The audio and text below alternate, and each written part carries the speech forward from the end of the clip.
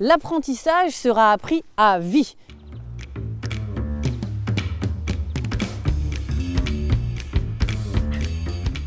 L'éducation positive, c'est quelque chose qui va vous permettre de comprendre votre chien et de mieux l'éduquer, c'est-à-dire en respectant son comportement naturel. En gros, on va lui apprendre quelque chose, on va lui montrer un exercice et on va faire en sorte qu'il n'y ait pas d'erreur, donc on va le guider un maximum dans sa gestuelle ou dans son apprentissage pour faire en sorte que derrière, il puisse apprendre sans contrainte et sans nom. Alors évidemment, l'avantage, c'est pour le chien, on le respecte, on fait en sorte de bien le connaître, de mieux communiquer avec lui.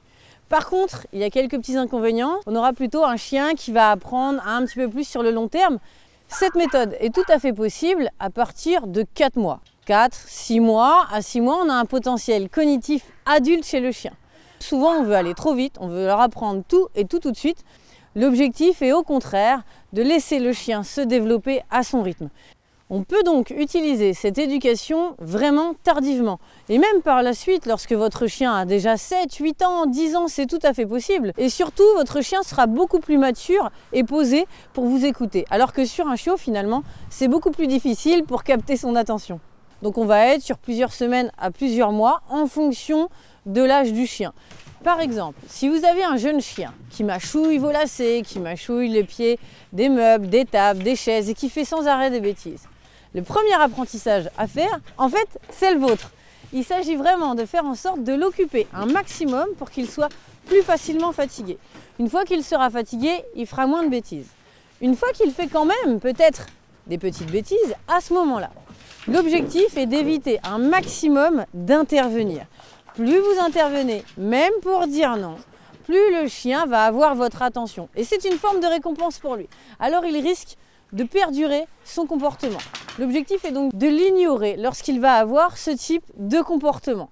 On fait un petit peu de boudin à son chien, on se tourne sur le côté, on ne le regarde pas et tout ira bien. Si vraiment il insiste, c'est peut-être qu'il a d'autres besoins auxquels il faut répondre. Mais normalement, s'il a ses besoins de remplis, s'il s'est assez dépensé, même s'il fait des bêtises, et si vous l'ignorez, il va arrêter rapidement. Check. Donne la patte. C'est bien. L'autre. C'est bien. L'autre. C'est bien. Truffe. Truffe. Truffe.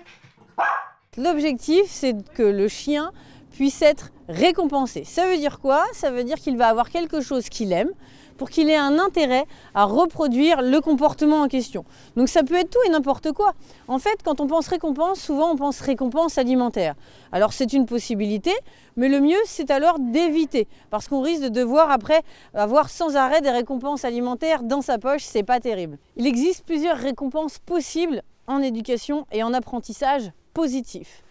L'objectif, c'est plutôt de varier et de faire en fonction de ce qu'aime le chien. Par exemple, si vous avez un chien de chasse, le chien de chasse, il creuse, il peut faire des trous, il aime ça dans le jardin, donc à la limite, on peut le récompenser en le laissant aller faire quelques trous ou en creusant. Lui, il aime beaucoup courir. L'objectif, ce serait alors d'aller courir en vélo, sous forme de récompense, juste après cette forme d'apprentissage. Dans l'apprentissage positif, il faut bien aussi choisir son matériel, évidemment.